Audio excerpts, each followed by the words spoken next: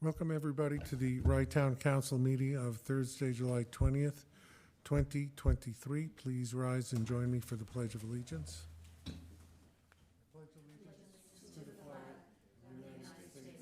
States of America and to the republic for which it's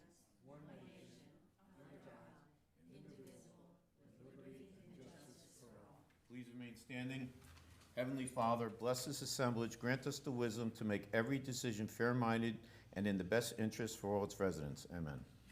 Please remain standing for a moment of silence in memory of Ann Capisi, our late court clerk of 34 years and Portchester School District trustee for 30 years or so. Ann was a much-loved member of the community. In addition to those positions, she selflessly worked on behalf of the village of Portchester, the children of the village, and the surrounding area.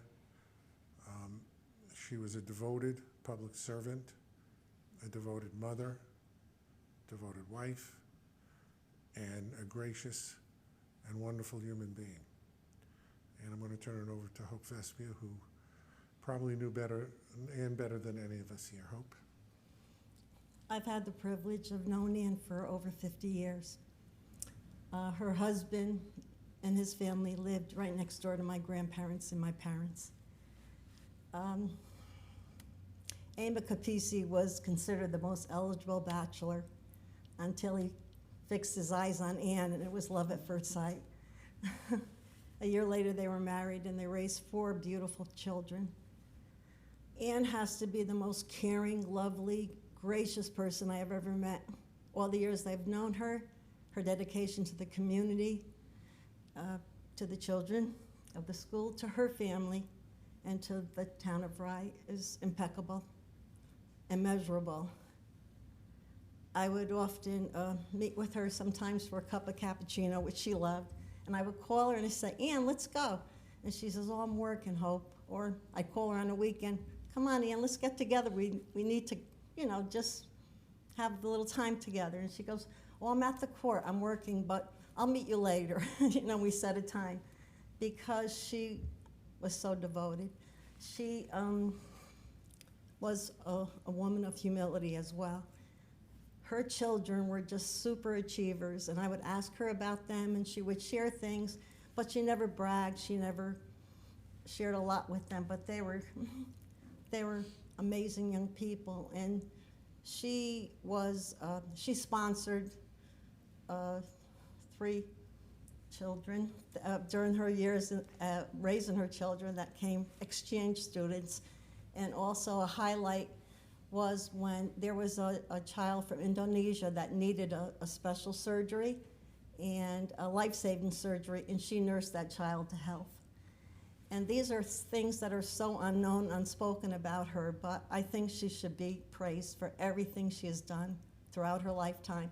She served on the board of Salvation Army with me, and she was always there ringing the bell or making contributions, and all the majors from former boards have gotten in touch with me, and they miss her terribly. They just remember her for her dedication and her devotion. And the Rotary Club, everything she did, she jumped into it 150%. So I loved my friend, I miss my friend, and I know that the community is still mourning of her loss. And I thank you for this opportunity to pay tribute to Ann. Thank you, Hope. You're welcome. Would anybody else like to speak? If not, thank you all very much. We have a picture of Ann up on the board right now for those of you who would like to fix her smiling face in your memory. Thank you.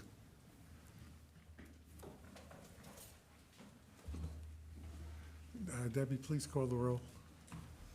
Clerk Councilperson Pamela Jaffe. No, I said Debbie. That's Rye Town Park Commission on Tuesday, right. Hope. I'm here. Okay. Councilperson Jill Axelrod. Councilperson Thomas Nardi. Here. Councilperson Lindsay Ann Jackson. Yep. And Supervisor Gary Zuckerman. Yes, thank you. Adoption of minutes for the meeting held June 15th, 2023. If there are no additions, corrections, I have a motion and a second. I'll second. All in favor? Aye. Thank you. Our first resolution is to extend the Town of Rye caretaker license agreement for Charlie DeLeon. As everybody knows, Charlie is our caretaker, and he occupies the cottage at the end of Crawford Park on Lincoln Avenue.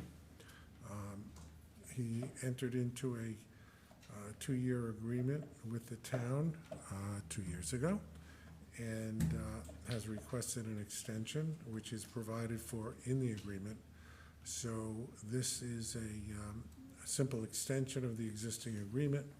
Charlie's duties are set forth as an exhibit, and the original agreement is also set forth.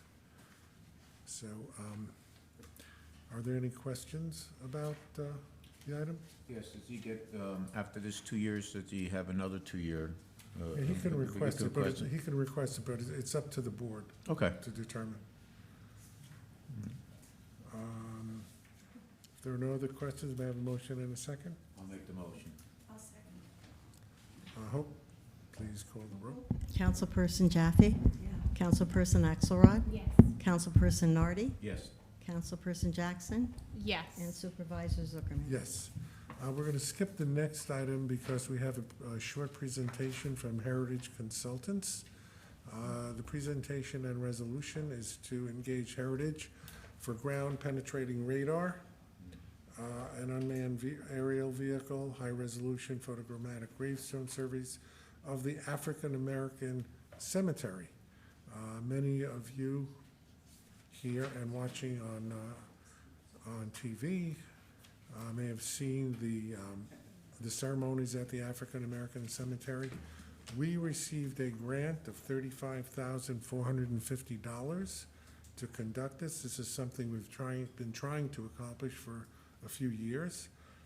And as many of you know, the town of Rye has taken on a substantial responsibility to upgrade the African American Cemetery, working closely with the Friends of the African American Cemetery and its president, David Thomas, who's been a spearhead and leader in this regard.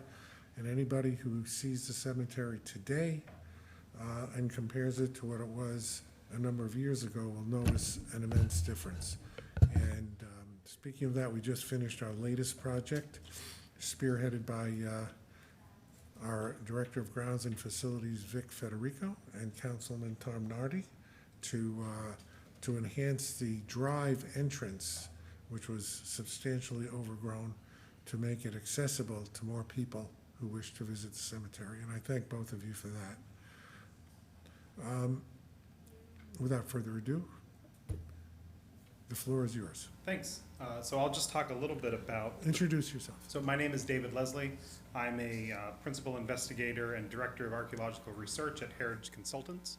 And we've been working with the town who, as Gary mentioned, is this gonna work if I hit the space? Yeah. Applied for and received a National Park Service grant to conduct this survey. I would also say that this National Park Service grant is highly competitive. I believe this was the only one that was funded in the state of New York and only one of two that was funded in all of the Northeast. So this is a really big accomplishment that the town has done to get the money from the National Park Service too. It's a little bit laggy here as I. So I'll talk a little bit about what ground penetrating radar is so everybody can understand it. I'll talk a little bit about the low-flying unmanned aerial vehicle survey that is planned of the cemetery, what we can learn by doing that. And then the three-dimensional photography of each of the 160 gravestones in the cemetery as well. So some exciting news. I know that at the Juneteenth celebration, David Thomas mentioned that there is not a known plat map of the cemetery, but one of our historians has found one at the Westchester Clerk's office. And so you can see here, this is a WPA era, Works Progress Administration era map of the cemetery.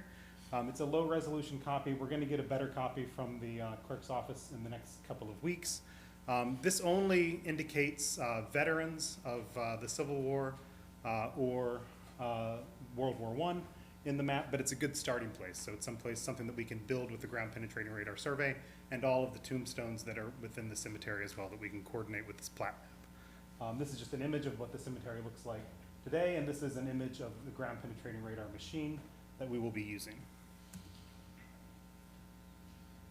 So the cemetery, as many of you probably know, was established as a burying ground in 1860. And this is that plat map that I was talking about. So I'll talk a little bit about how GPR works. This animation will start so you can see how it works in a minute after I describe the technology. This is a lot of technical language. It's an active, non-invasive method, which is really important. So by doing this survey, we're not impacting the cemetery whatsoever, right? A lot of ways you can determine where graves are by removing the plow zone and looking at grave shafts, but we don't have to do that with GPR. We can instead use the machine to record the dielectric contrasts of the soils, which is just another way of saying that we're dragging the machine across the surface. It's transmitting the radar, and that's either reflected or absorbed by the sediments within the ground. And then most of these reflections are going to be generated at boundaries. So I've sort of digitized a natural soil with a plow zone, a subsoil beneath it, and then there's a grave shaft where you can see. And this should start moving. Not yet. The next one will start moving. So it's not a soil profile, but it's a proxy for the layers. And you can see the machine is moving across. It's shooting radar down. And this below is the profile that is created. And underneath is that parabolic arch.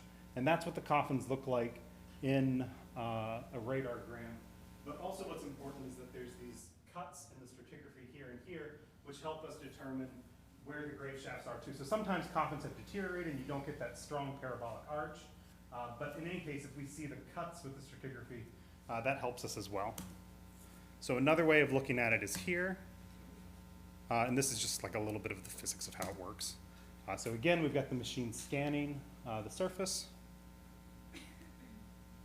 So on the top axis, that's the distance or the number of scans. The left axis is the time in nanoseconds that it takes for the radar to penetrate all the way down and bounce back up. We convert that to depth in meters or feet. And then the speed at which the radar travels through a subsurface material, it changes polarity. Again, all this really means is that when we do it, if you've done it enough, you can see where coffins are. So all of these parabolic arches here are coffins that are rectangular, and then they have this sort of parabolic shape. Obviously, they don't really have a parabolic shape. That's an artifact of the way the machine is collecting the data and anticipating where they are. But it's really important that we can see these clear shapes, because then we can convert those into a map that anybody can see. And I'll show you what those look like in a minute. So an example of another cemetery that our company has done in New York. This is the Vischer Ferry Cemetery in Vischer Ferry, New York. This is a UAV survey or a drone survey that I did with the cemetery here, where you can see all of the headstones. It's a cemetery that was in use from the 18th century to present on the north banks of the Mohawk River.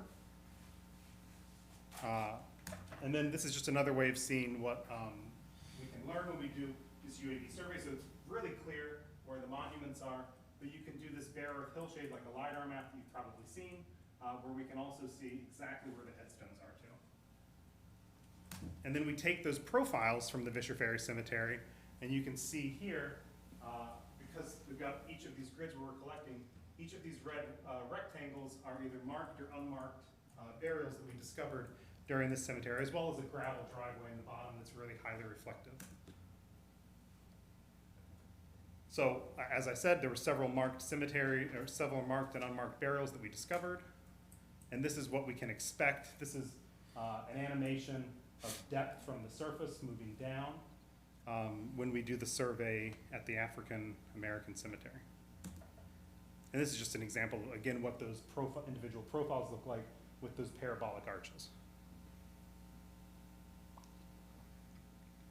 We also have digital photogrammetry plan for each of the headstones. This is a headstone that I chose while we were out for the Juneteenth celebration, just to do a test of how the three-dimensional photography will work. So we use a software it's gonna skip ahead.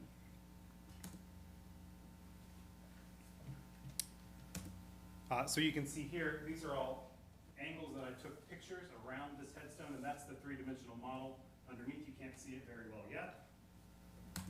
But these are just still shots of what that three-dimensional model looks like. You can freely rotate it too. But this is really exciting for some of the headstones which might have faded inscriptions. You can look at them this way, or you can do this bare up hillshade where you can clearly read the inscriptions if they faded too. So these are just some examples of what we're going to be proposing, or we are proposing to do with this survey. So I'll answer any questions anybody has about the presentation or what we have planned. Questions? Nobody? Okay. You're looking to identify burial grounds, but how often do you come across buried gravestones or any kind of identifying? So, Marking. we go backwards here. So there are a bunch of red rectangles, which are grave shafts and coffins, but there are also yellow ones, which are, I believe, buried headstones too. The manager for, the groundskeeper for the Bishop Ferry Cemetery is currently investigating these areas to go and see if they are buried headstones. He's found a bunch before we got involved, so I'm confident that that's what they are. They're much more reflective than the grave shaft would be, so it's pretty clear that it doesn't have to be a headstone, it could be a big rock or something too. They would look the same, but those should show up very well. What's the timeline for when you're going to start the radiometric surveying and then basically the intensive research afterwards? Yeah, so our timeline is sort of dependent on the town. We have openings in our schedule this summer. We just finished a big 4-acre survey in Falmouth, Massachusetts, so I don't have any other big surveys planned in the next month or two. It'll probably take, it's 1.4 acres, so I think it'll take about 6 days or so to do. The headstone scanning will take a little bit longer, but probably all in, we're looking at 2 weeks of survey. It'll take a long time to process all of that data, because, so, I don't know, with 1.4 acres, we're probably looking at about 1,500 or 1,800 individual profile lines that we have to look at each one of those two and stitch them all together. But it'll certainly be completed this summer, early fall. Yeah. So I've been corresponding with our grants administrator at the National Park Service. There's some additional information I have to get him, and then once he signs off on it, according to the grant literature, and actually there's a edited copy as backup for the resolution today, we should be able to go forward. Good. So the answer is as soon as possible after we pass a resolution, which I assume we're going to pass. And this Alright. grant, there's no matching funds, correct? Correct. So it's completely funded through, this work is completely funded through the grant. Yep. This has been a long time in the waiting to do. Been wanting to do this for a long time. Yeah. You When know, we, it takes time, it takes money, I realize that, but I'm glad things are moving along. we started to look into ground piercing radar like 3 or 4 years ago, when David really started to, you know, to motivate the whole cemetery upgrade.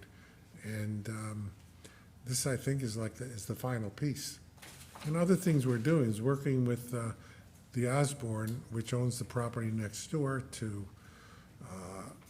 prune trees to make it much more attractive, things like that. And they've They're been a good big partner. help, too. They've Yeah, been a real big they're a help. good partner. Yes. So, unless there's anything else, may I have a motion and a second? I'll make the motion. I'll second. Thank you. Hope, please call the roll. Councilperson Jaffe? Yes. Councilperson Axelrod? Yes. Councilperson Nardi? Yes. Councilperson Jackson? And Yes. Supervisor Zuckerman? Yes. Going back to Resolution 4.2, authorizing the town to acquire a new all-electric utility vehicle.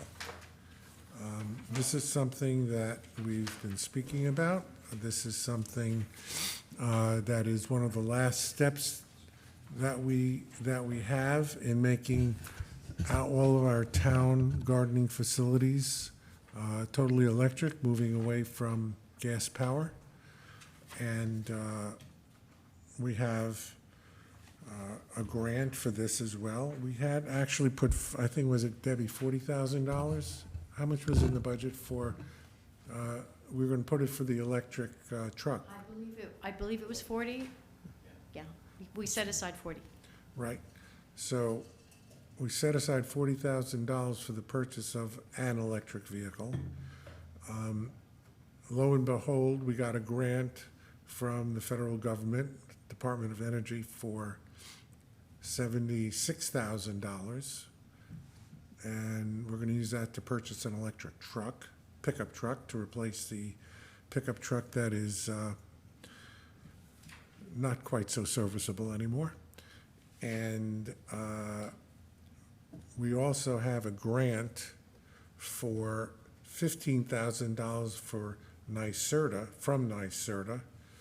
Debbie, explain what that NYSERDA Clean Energy Community Grant, how did we get that? If you recall, well, the town's sustainability committee took on the challenge of helping to promote the Grid Rewards program to our community. We took on a social media campaign and a wide range of communications to encourage people to look into the Grid Rewards program and to sign up.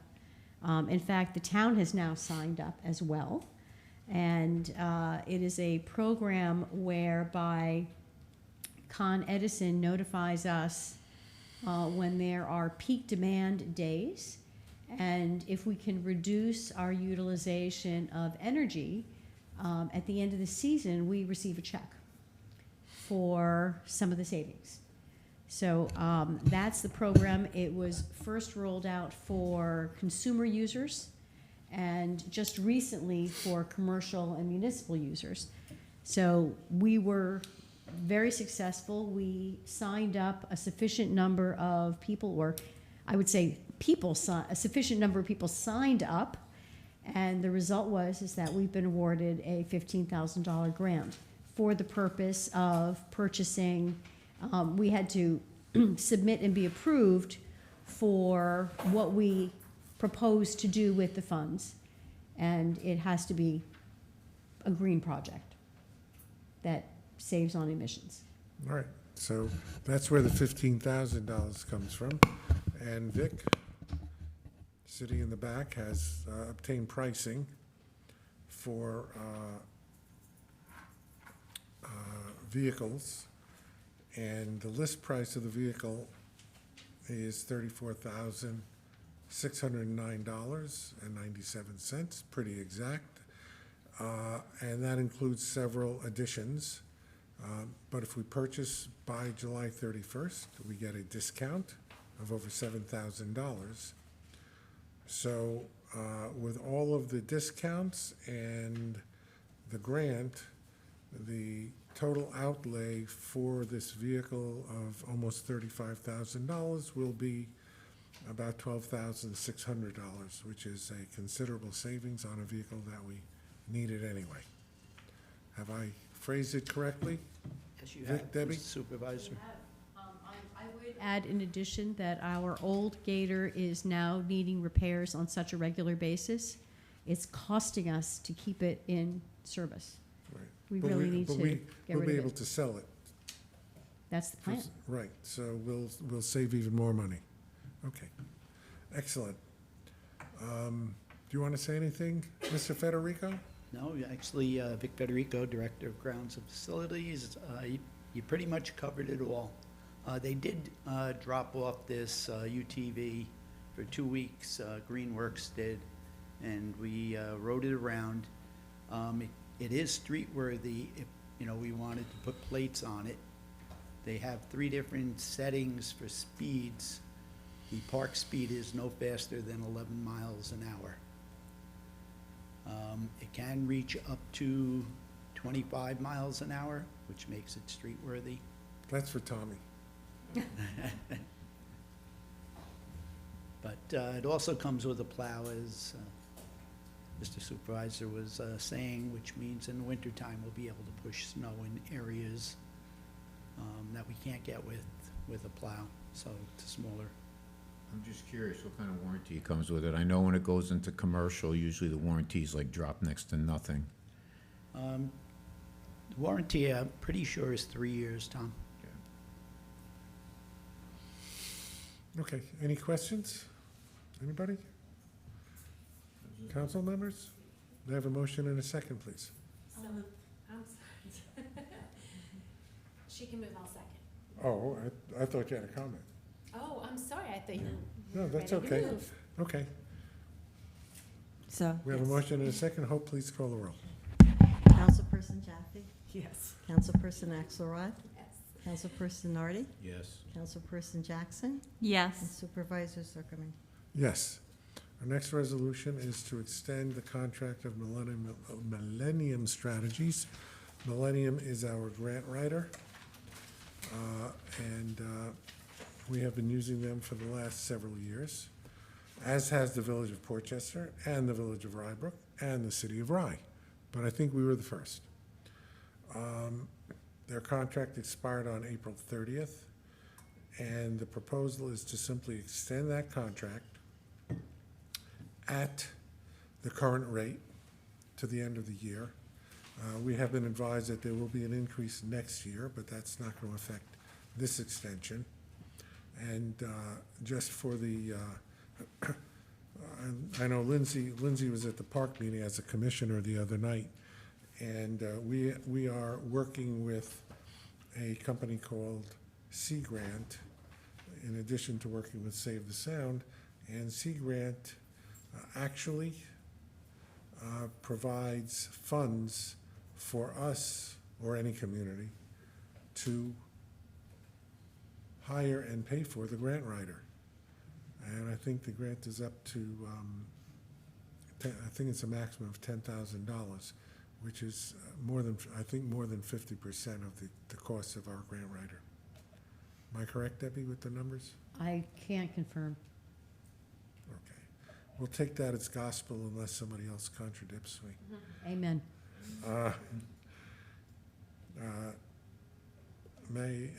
Do we have any comment regarding this resolution? If we were to use the Sea Grant money to pay for Millennium, would we be limited to the scope of work that Millennium could No. perform? No. No, it would just be going to the grant writer. And they But would, I assume they would pay us and we would pay them. But it wouldn't limit, Not to my knowledge, no. okay. Should we let our residents and taxpayers know what they've gotten for us thus far, including the African American Cemetery and what they have in the works? Oh, goodness. You know something? I didn't come today prepared with a complete list. Certainly, the grant that we talked about tonight, that $35,000 grant, that was a Millennium grant.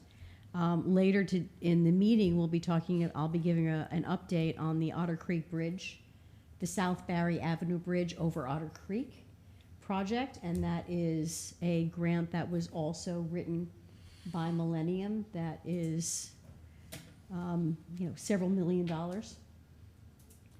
So we've had some wonderful successes with Millennium, and I have to say that they, as many grants as they bring to our attention, as many grants as we say, yes, write this, I've never heard a complaint, not once.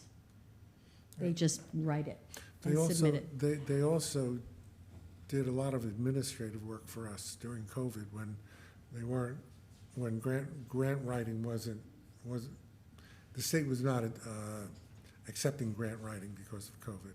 And they administered a lot of the things for us, help us submit for reimbursement from Hurricane, what is it, Ida? And Ida, Isaias. Isaias. And I would also add that they created the direct administrative cost submission for Superstorm Sandy to the tune of nearly $50,000, and that required forensic records going back well into Superstorm Sandy was in 2012, so that was the previous administration. Yeah, so they've recovered, they write the grants, but they've also recovered money. At this point, it's the grants are in the millions. So,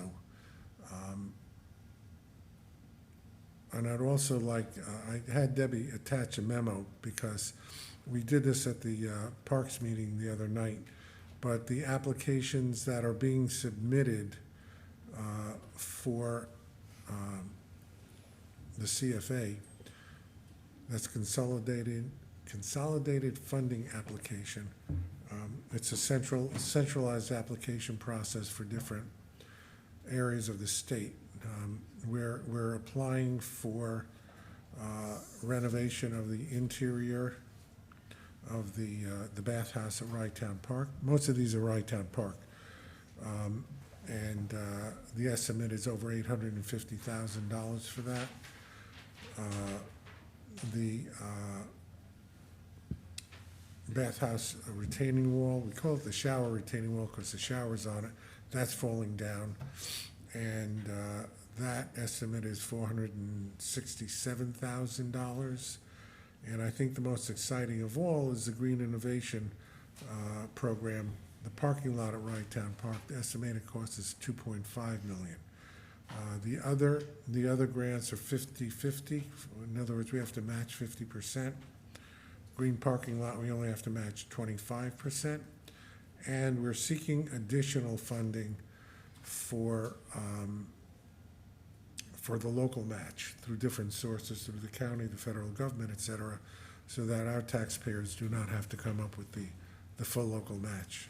And we have also, especially for the green parking lot, Save the Sound is working with us. They are an influential agency, 501c3, that works on many aspects of the sound, including bringing suit to those municipalities who are not fulfilling their obligations for clean water. But they're going to be working with us to help us obtain the grant, as will all of other local officials from state and county. So I'd like to add, that's what the Gary, program is. the Yeah. Save the Sound will also be providing technical assistance as Right. well, so, which could easily be portion of our match as well, in-kind donation. Right. I'm sorry, Let me just finish. I raised the local match because obviously, for Rye-Town Park, both the town and the city have to fund any capital improvements. So anything we save by additional match is beneficial for all of us. I was So just let's- asking because it does sound like they've been very active, and I know this for a fact, they've been very active on behalf of Rye-Town Park. Does Rye-Town Park share any of the fiscal burden for Millennium? In essence, I know we pay them. Yes, we share the expenses allocated 50/50. Okay. Yeah, they write grants for both the park and the town.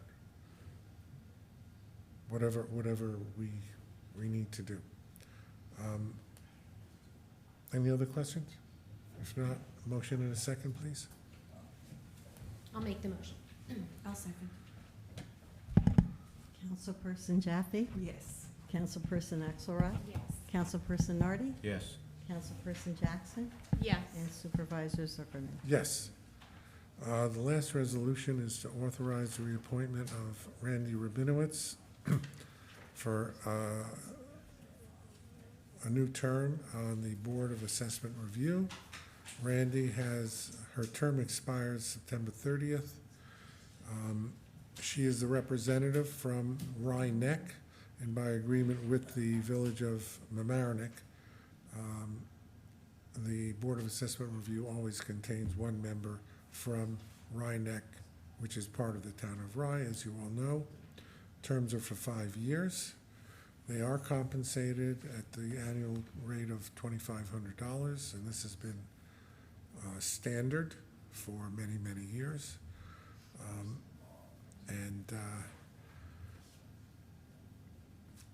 Randy has served admirably, and this will be her second term. And unlike, just to clarify, We have 5 members of the Board of Assessment Review, 2 from Portchester, 2 from Rybrook, and 1 from Rhinebeck. And with the Rybrook and Portchester representatives, we have a working agreement, I won't get into the details, whereby the town of Rye and the 2 villages work together to agree on the appointments.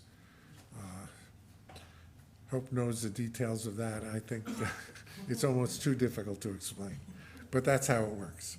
So as far as the Rhinebeck appointment, this is the sole appointment of the town of Rye. Any comments or questions? I have a comment. Just as a lifelong resident of Mamaroneck, I've known Randy for a very long time. She does an amazing job. She is highly knowledgeable about Mamaroneck and the Rye-town area, and we're really lucky to have her on board. So I look forward to supporting this resolution. Thank you. I'll let you make the motion then. I will gladly make the motion. Second? I'll second. Thank you. Hope, please call the roll. Councilperson Jaffe? Yes. Councilperson Axelrod? Yes. Councilperson Nardi? Yes. Councilperson Jackson? Yes. And Supervisor Zuckerman? Yes. Before we go on to the reports, et cetera, I know that there are certain, there are members of the public in the audience. I'll take public comment on items from, that are either on the agenda or not on the agenda. Does anybody wish to speak? Hi, I'm Randy Sellier. I live in Rhinebeck. And I know that this is going to be discussed, but I live fairly close to the Otter Creek Bridge that's proposed. And I did attend a meeting a couple months ago. And I was just wondering if there was an update on the progress that's being made about that bridge replacement. Thank you. Thank you. Debbie could fill in. Let me just say, we did have a public meeting at the Shore Acres Club, attended by more than 20 residents. Our engineers spoke, HVEA. They are the same firm that completed the reconstruction of the Hillside Avenue Bridge very beautifully, which won an award. Right now, they're working on the design report to submit for our review. At the public meeting, there were a lot of comments as to how the bridge should be constructed, not the technical details, but what it should contain. And the engineers have developed a plan whereby there's a wider sidewalk. People wanted a wide sidewalk. That public comment was taken into effect. Public commented on putting conduits for cable, for electricity, for sewer, et cetera. That is being worked into the design with the caveat that we're not going over budget. The budget, by the way, the grant we received is $4.5 million for that bridge. And I believe it's either a 90 or 95% grant.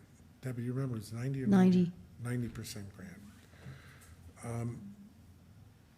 The next step will be to submit the design report to the New York State Department of Transportation, which they will approve, hopefully quickly.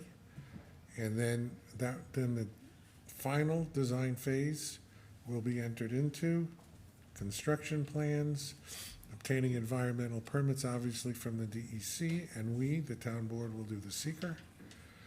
And that's it. We think that the bridge will be constructed, actually constructed and completed in 2025. I think, are we planning I don't think, we're trying to avoid the summer season of construction as much as possible because of access to the yacht club, beach club in the area, and that's very heavily traveled. So they're going to have to work around that. But They're planning on some construction. It depends on if they can construct a temporary bridge on one side to handle traffic. But I think that they're saying 2025 will be the completion of the bridge. And then we'll work on another one. Anything to add, Deb? No, that pretty much covers it. Other than the fact that we've received an informal request from the Village of Mamaroneck asking us to incorporate a sleeve for a possible future sewer lateral, and I expect a formal request in writing shortly. Thank you. You're welcome. Anything else? Anybody else? Okay, reports. Is Charlie here? Is he still in Cornell? Still in Cornell? Charlie is our assessor, and he is learning assessor things at Cornell University. The Crawford report.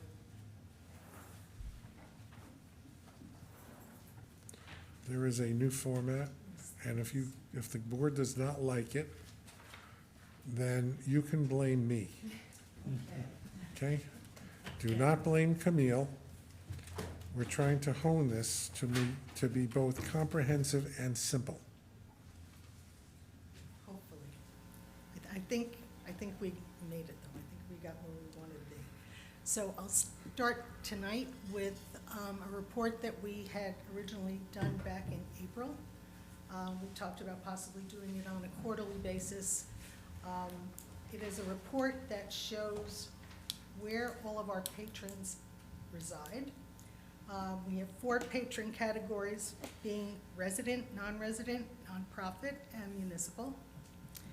And those 4 groups in this 18-month period have had 601 events total.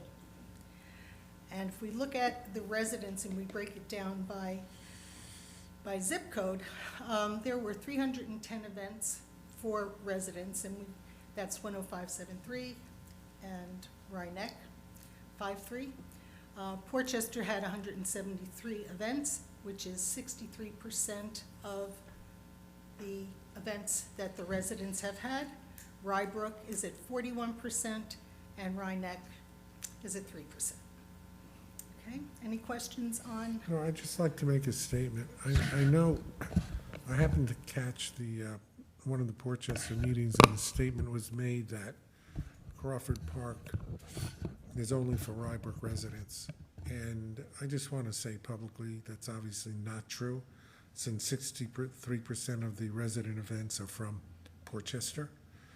And I think that's a misconception. Even though the park is physically in Rybrook, it's a town park, and it's used by town residents without discrimination as to municipality, Rybrook, Portchester.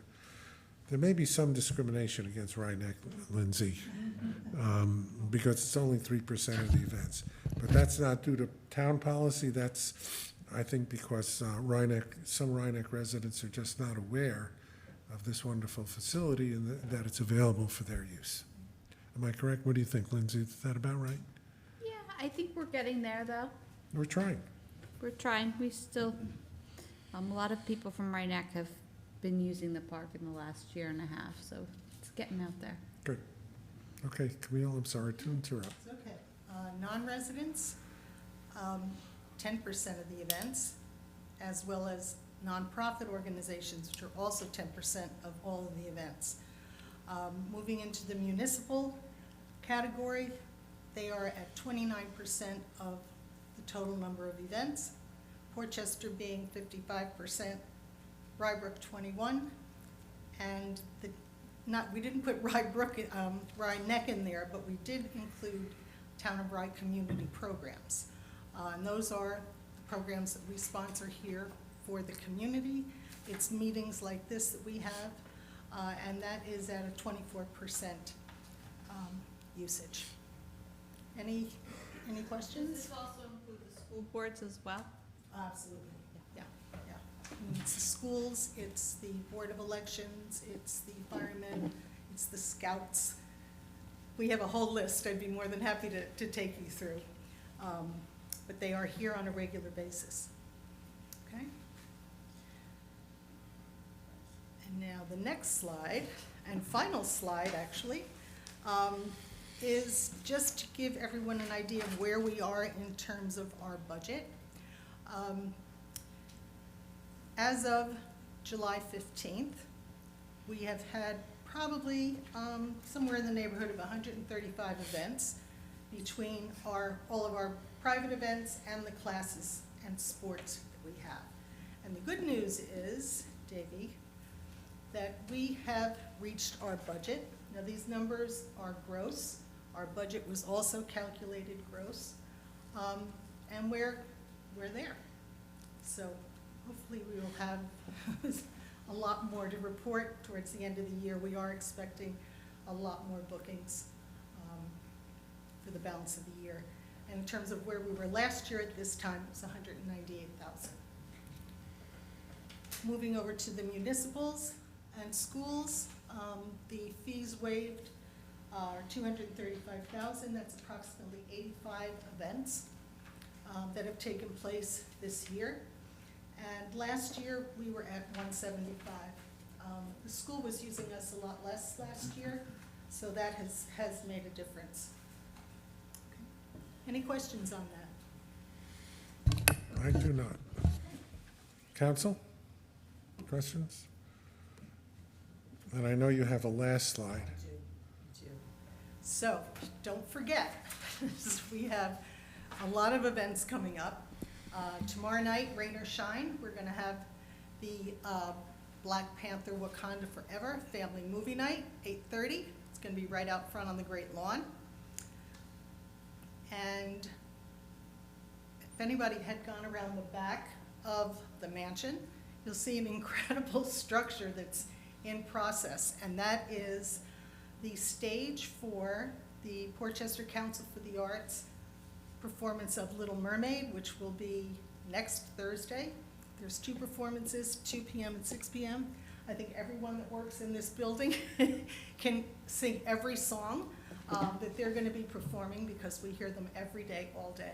And they are just having a lot of fun. It's really going to be a great show. How old are the people that are performing They mostly? range from 6 to, I want to say 16. They always put on Really, really talented. they put on a nice show. They always do. And Denise Colangelo does a fantastic job. And it's not just her. Who else is working with them? Oh, you got me on that one. Wait, let me read it to you. The choreography is Anne Marie Mastro Bernardo and Haley, same last name. And the music director is Cindy Moore.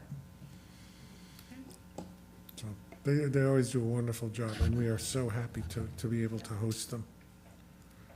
And you have one more. I do have one more.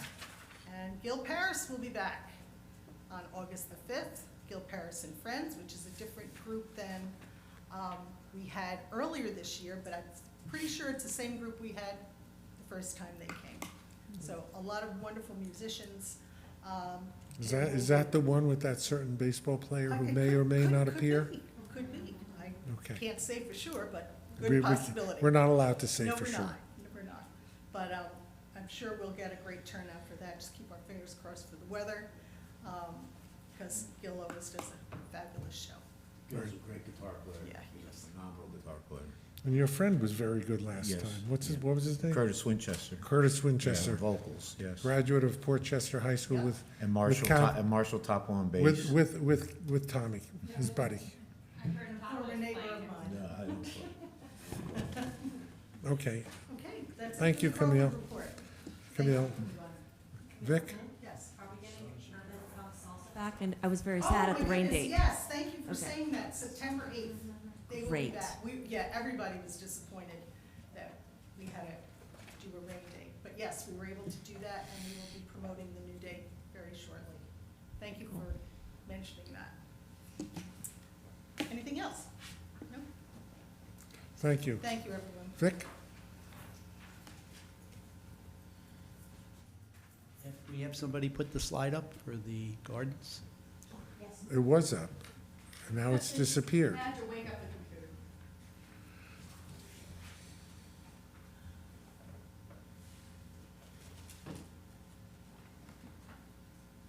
This is another Vic Federico special.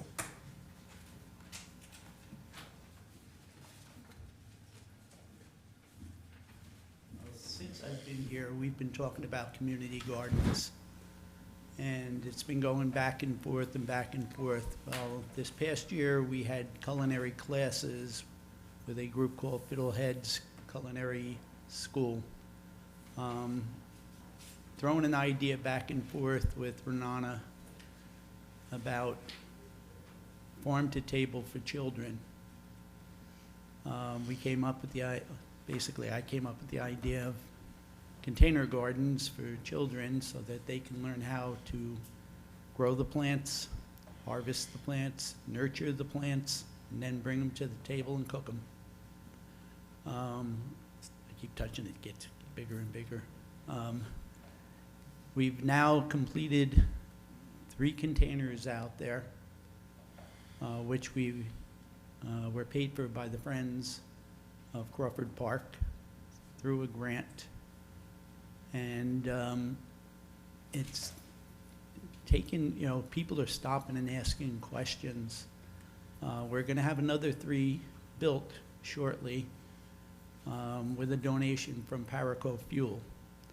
The owner walks this park, loved the idea, and will give $1,000 each year to keep it up, keep the upkeep of it.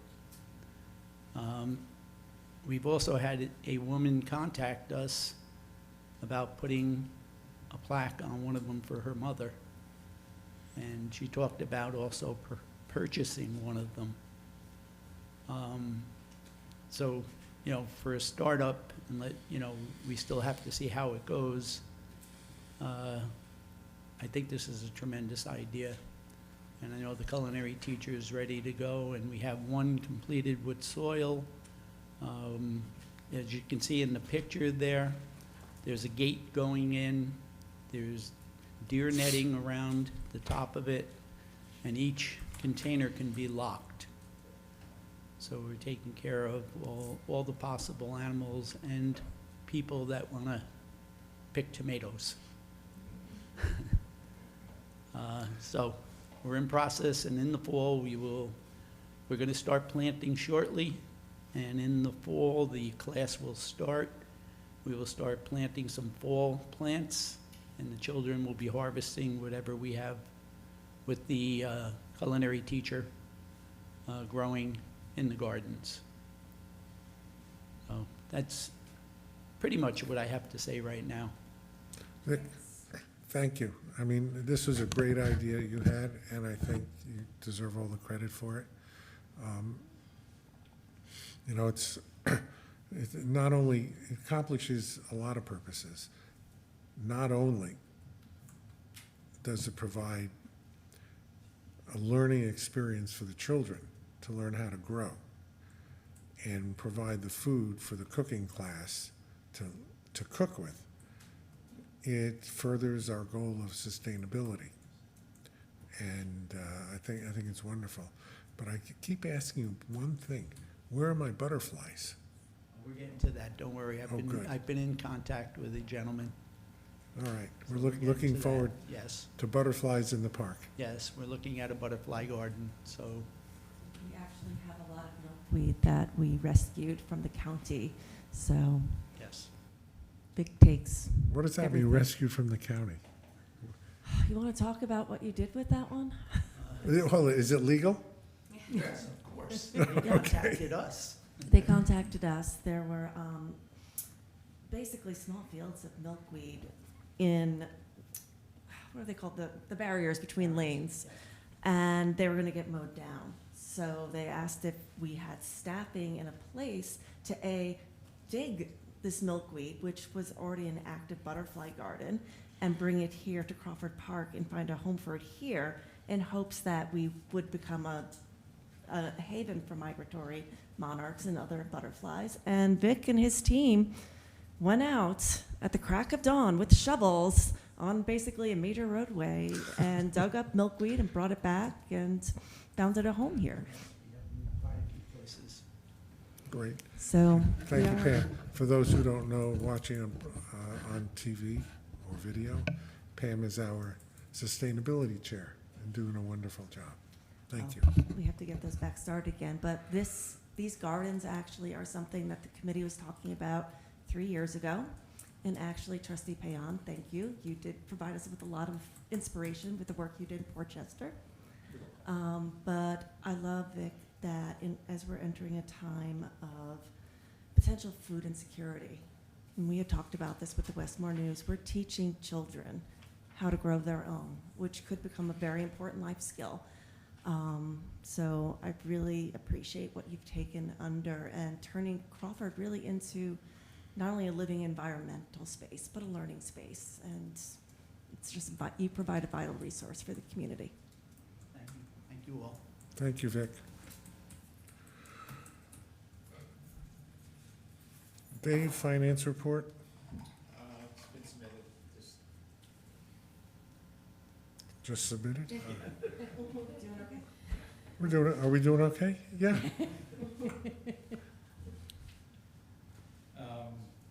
You know, the receivables report that submitted, the receivables are just under 2.6 as of June 30th. That's usually our goal to get there by year end, so that's the lowest it's been in about 20 years at this time as a percentage of the tax levies. And that's just due to, you know, consistent efforts with collections within REM, you know, in REM properties, as well as tax collections from the tax receiver's office and all that. So that when our receivables are lower, that gives us the ability to have more cash reserve funds. And with the higher interest rates, we are earning a lot more interest income on our reserves. Good. I think it also puts us in a better stead for bonding, correct? Yeah, our bond rating is very high. It's a double A rating, so it's the highest rating pretty much that we can get for a town of our size. Mm-hmm. And that's due to our strong fund balance, which is started the year about, for unrestricted, about 4.5 million, so. Good. And some credit goes to the town attorney. Dave mentions going after collections. That one of the reasons is that both the tax receiver's office and the town attorney go after unpaid taxes, so that we can achieve that good fund balance. Is Nick on? Do we have a receiver's report? Does he want to? Nick is here. Where's? He's in the, You said here. I'm looking to see where he's sitting. he's attending. Good evening, Mr. Supervisor, members of the Town Council. Nicholas Mecca, Receiver of Taxes. Being that you mentioned back taxes, it's a good point to bring forward that anyone who owes 2022 taxes, they will become liens on July 31st.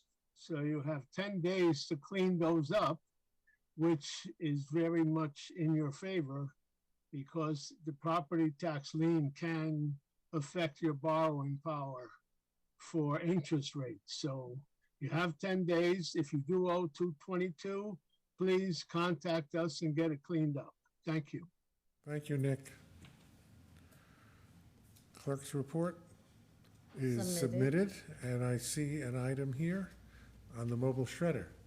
The county shredder will be coming to the Village of Portchester parking lot. Also, it's our parking lot, the town of Rye, on Saturday, August 12th, from 10 to 1. And we encourage everyone, all residents that needs shredding to be done, to visit the parking lot during that time. And it's free, It's free. Mhm. and. The county provides that. Yeah, and is it, I believe there's a maximum, though. Is it? Can I bring Well- 38 boxes? You have to get back in line. I think the limit is 2 boxes or 3 boxes, something like that. We could check it, you could check it out Yeah, online. Right. Yes, they're pretty accommodating according to how many are lined up. It's a great service. And that's all. It doesn't say on the, you have submitted I don't know if you prepared it or the county did, but The county does it offer a lot of doesn't say how many. information. It doesn't say that there is a limit, so let's assume there's no limit. Okay? Mm-hmm. Okay. Comments from the council? Anybody? We talked about all the goings-on at Crawford Park. I do want to remind people of the wonderful music and happenings that go on at Right Town Park every Tuesday. This past week, I got to see Mojo.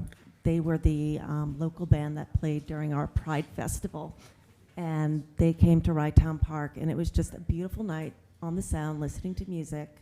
And so every Tuesday, I believe, through the summer, 7:30, go to Right Town Park for live music. Coming up is, I have to actually look it up, next Tuesday's Bookends, so I believe that's classic rock. Yeah.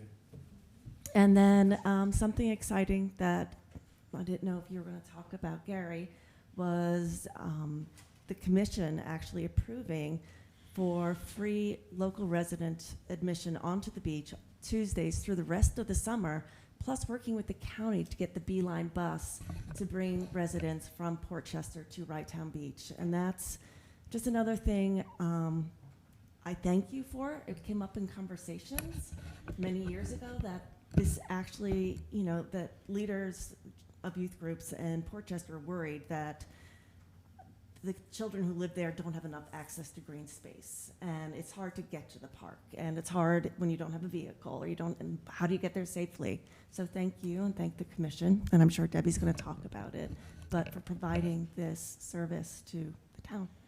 Yeah, we've been working on that. You know, Right Town Park, and I think it's appropriate talking to town council about Right Town Park because we own it, first of all, along with the city of Rye. Secondly, if there's any funding deficit or capital expenditure, the town and the city are both responsible to pay that. So we have to keep a sharp eye on finances. On the other hand, we want to make the park accessible for all of our residents. We've worked very hard on physical accessibility in terms of the installation of the ramps, the accessible path, the beach mats that we've put on. We have a sand wheelchair that's going into operation for those who are less able than others. And it's interesting because the beach mats serve a purpose not only for, we think of people who are in wheelchairs, but it also serves a purpose for people who are wheeling baby carriages and strollers, people who are fully abled and are dragging wagons of toys, and also for people who may not be in a wheelchair or a walker, but find it difficult to negotiate the sand. And it provides, you know, older people like, you know, some people we know, who find it easier to walk on the mats than the sand. So it's good all around, and I say that because it's important for all of our town residents to know that the beach is theirs. Physically, it's in the city of Rye, and we know that some people in the city think it's their beach, but it's not. It's our beach. And we have endeavored to make it less expensive, at least on Tuesdays for now. That doesn't mean we can't expand that in the future. And we've spoken to the county, and they've extended the Beeline. And I have to give Debbie credit for that because she was pushing people in the transportation department to get that done. And so they've extended free bus service that had stopped at Playland and now goes to Right Town Park as well. So all of those things are good. Thank you, Pam. Gary, I have the video that we created earlier this week, if you'd like. Sure, why not? There's the number 13 bus. They were getting off. Miss Pam. Nancy.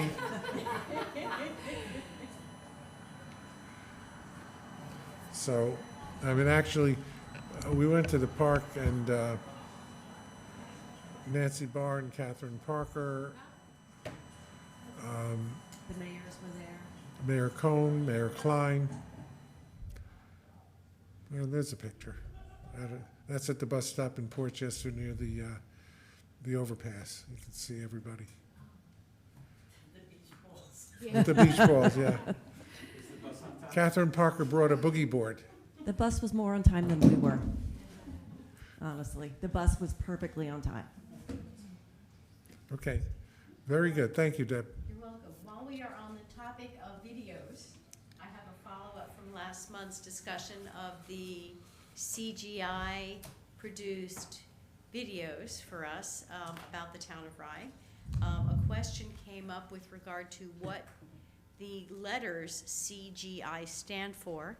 I believe Alex Payan suggested it meant computer-generated imagery, and in fact it might, but the name of the company was actually Community Graphics Initiative, CGI. So I wanted to follow up on that. The question of Spanish language translation also came up, and I'm happy to report that we should have our Spanish language version later this week or early next. Thank you. Okay. Anything else? Then motion to adjourn. I'll make the motion. I'll second. All in favor? Aye. Thank you. Next meeting is August 20th.